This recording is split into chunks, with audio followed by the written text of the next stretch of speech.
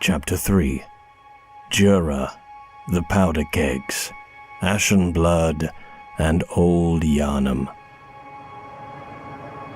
Old Yharnam, burned and abandoned by men, is now home only to beasts. They are of no harm to those above. Turn back, or the hunter will face the hunt. Djura, retired hunter. The PC hunter encounters Djura for the first time upon entering Old Yharnam, in which Djura warns the hunter to leave. When the PC hunter fails to comply, he is none too pleased and becomes aggressive in his defense of Old Yharnam. But to really discover who Djura is, let's first take a look at the history of the heretics of the workshop, the Powder Kegs. The Powder Kegs were, and I use the term were intentionally, a group of hunters with a flair for the dramatic and a love of complexity, intricacy, and explosiveness in their designs. They deviated from the hunting style of simplicity in design developed by Gehrman, the first hunter, and preferred ambitious, or excessive depending on your point of view, weapon design. Influenced by a love of flame and a desire to crush and burn, they developed their main weapon of choice, the boom hammer, which is described as a trick weapon used by the old hunters and crafted by the workshop heretics, the Powder Kegs. A giant hammer equipped with a miniature furnace. When ignited and fired, it emits a volley of flame that explodes furiously upon impact. Crush the beasts, then burn them. The brute simplicity of the boom hammer was favored by hunters with an acute distaste for beasts. Another slightly rarer powder keg weapon developed was the stake driver, Djura's personal weapon of choice. The stake driver is described as a trick weapon fashioned by the workshop heretics, the Powder Kegs. The stake driver allows for high damage critical attacks, but is difficult to use and leaves its wielder wide open. But none of this should bother a mere powder keg. These two new trick weapons, among others like the rifle spear and whirligig saw, were drastically different from the previous designs of the hunter's workshop.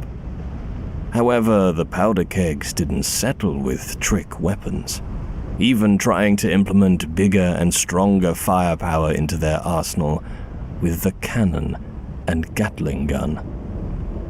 We can also give the Powder Kegs credit for the design of the rope Molotov cocktails, seeing as gaining the Powder Keg badge unlocks them at the Bath Messenger. At some point in time, the Powder Kegs were labeled heretics and exiled from the workshop.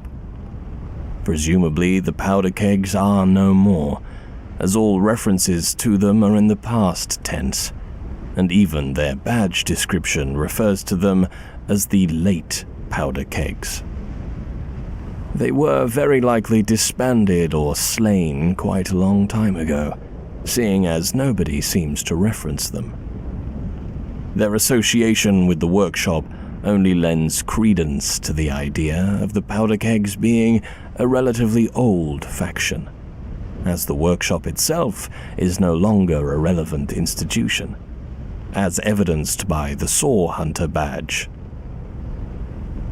The workshop is gone, and no group recognizes this meaningless badge, except the messengers in the Bath who understand its profundity.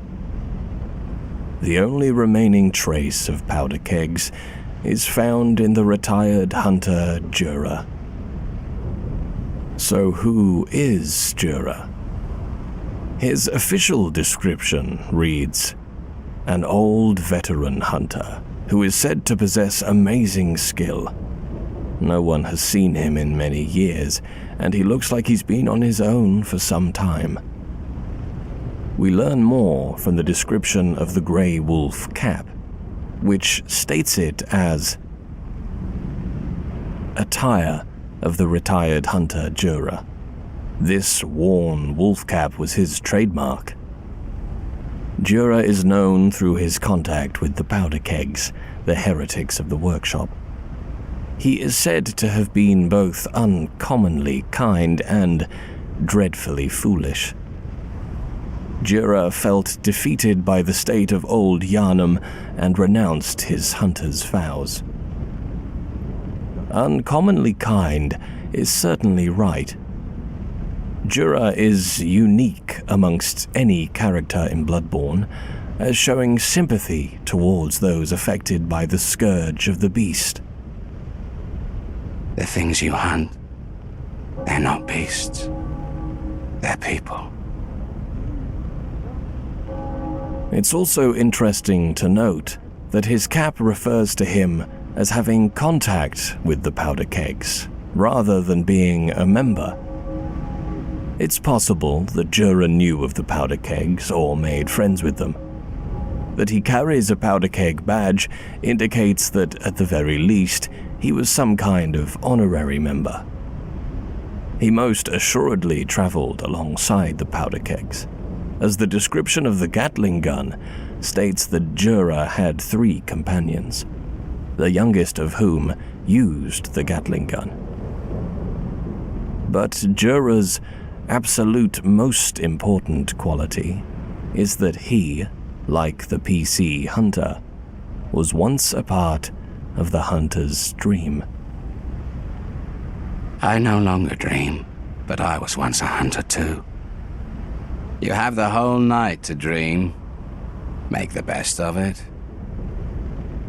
He also knows full well that killing the PC hunter will do nothing but stall them. If the PC dies to Djura, he remarks, I should think you still have dreams. Well, the next time you dream, give some thought to the hunt. I do not believe every hunter is special like the PC and Djura. There would be much more information and general knowledge about the hunter's dream if this were the case. Certain hunters are special, chosen by Gehrman and attached to the hunter's dream. The title I have given these special hunters is a Paleblood Hunter. The doll herself admits that the PC was not the first. Over time, countless hunters have visited this dream. The graves here stand in their memory. It all seems so long ago now. Djura was at one point a Paleblood Hunter, like the PC hunter, who retired from hunting and renounced his vows to live in solitude. This brings us to Old Yharnam. While Old Yharnam is an optional location in the game, the PC hunter is guided towards it by Gehrman in order to acquire the Holy Chalice. Historically, Old Yharnam was the location of a terrible disease known as Ashen blood. Antidote tablets are described as small medicinal tablets that counteract poison. Used to treat Ashen blood, the baffling sickness that ravaged Old Yharnam long ago, these tablets only provide short-term relief. The tablets were used as to give temporary relief to the victims of the disease, while they were being treated by the then newly formed healing church. What would bring true relief would be the bringing of blood ministration, the medical procedure that would become the cornerstone of Yharnam. With the ability to cure any disease, the healing church's blood ministration got to work immediately. However, As the antidote notes, the Ashen blood ailment eventually triggered the spread of the beastly scourge. With blood ministration came the scourge of the beast, as the old blood used in the ministration would spread the scourge. One disease had been contained, but the treatment gave birth to another, just as it had in ailing Loran. There are trace remains of medical procedures in parts of ailing Loran. Whether these were attempts to control the scourge of the beast or the cause of the outbreak is unknown. With the scourge of the beast too much to handle, a hunt was called. Now we have Djura, the powder kegs, and old Yharnam, 3 pieces of a puzzle. But it's not unless the PC stumbles into a hidden building in old Yharnam that the pieces connect. Near Djura's tower is a hidden building that can be accessed by dropping a far, far distance down a ledge. Inside this building, everything comes together. Here, the PC hunter finds 2 corpses. One of them holds a rifle spear. The other wears a set of charred hunter gear. Next to them is a hunter's note. The red moon hangs low, and beasts rule the streets. Are we left no other choice than to burn it all to cinders? After Maria's death and Gammon's self-inflicted retirement, the Healing Church lost a significant portion of its strength. The School of Mensis began to drift apart from the Healing Church, and it seemed as if things were spiraling downwards. As the Healing Church continued its operations and explorations of the Thumerian Labyrinth, they discovered a swamp in the Forbidden Woods. Located directly behind one of their clinics, the swamp was deathly poisonous and filled with strange parasitic leeches. The poison likely came up from the hintertombs in the labyrinth, where we can see very similar swamps. We also find in this swamp what appears to be lumbering giants, much like the ones that the Healing Church would later employ as their enforcers. It's possible that the poison itself mutated those who lived into these beings. Either way, the Healing Church discovered these parasites that secreted a poisonous substance. In the Forbidden Woods, we also find the white church garb, which reminds us that the Church believes that medicine is not a means of treatment, but rather a message for research, and some knowledge can only be obtained by exposing oneself to sickness. And so did the Church develop the Ashen blood from the parasitic leeches and loose it upon old Yharnam. As old Yharnam began to grow sick with Ashen blood, Lawrence and the Church arrived with the old blood, promising a cure to all diseases. They were hailed as saviors as they began to administer their miraculous special blood to the people of Yharnam, swelling in power and position. But, as the antidote reminds us, with the Ashen blood came the scourge, as those who had been treated with communion fell victim to the scourge, becoming beasts. With Gammon gone and his old hunters disbanded, the Church had a need for a new workshop to deal with the victims of the Ashen blood. The Oto workshop was formed, and hunters were recruited en masse to deal with the rising issue of the scourge of the beasts. These hunters, unlike the silent warriors of Gammon's, slaughtered the beasts furiously. The old hunter garb worn by the Oto hunters tells us that in this era, hunters were 10 a penny, indicating that during the time of the Ashen Blood Plague, it was likely not at all unusual for citizens to witness groups of hunters walking the streets in search of those who may have fallen to the scourge. It was likely a time of great fear for the people of Yharnam, not knowing who would be the next to turn, who would die of the plague, or who would simply be swept up in the bloodshed. The streets became a constant war zone between hunter and beast as the plague spiraled out of control, and countless citizens succumbed to the scourge. Soon, the Otto workshop developed into something else.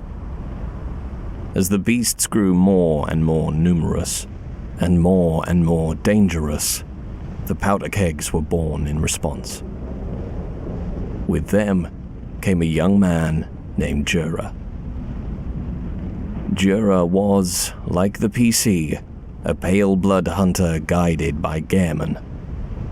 When the old Yharnam hunt began, Djura awoke in the hunter's dream.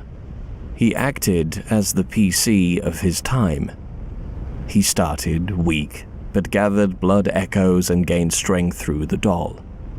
He lit lamps. He left notes. He slew bosses and probably died many times, reawakening at the lamp and trying again. During this time, he came into contact with the powder kegs. Djura joined the powder kegs in hunting the beasts of old Yharnam. He grew to use their equipment, and they considered him an honorary member, and likely a friend. But as old Yharnam grew more and more tainted with ashen blood, the scourge spread. When the line between man and beast was blurred, the red moon hung low. Djura, looking down at his fallen comrades, opened his notebook and left a note. The red moon hangs low, and beasts rule the streets.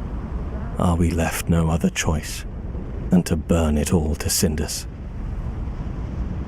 But as old Yharnam grew more and more tainted with old blood, the scourge spread. The scourge of the beast was too great, and the powder kegs could no longer stem the tide through simply hunting beasts. The powder kegs, with their flair for the dramatic, their bombastic nature, and their love of flame and explosions, were not gentle with old Yharnam. The city was cleansed. The powder kegs razed it to the ground. With the blood moon high over the sky and the beasts overpowering, the hunters saw no choice but to burn it all down.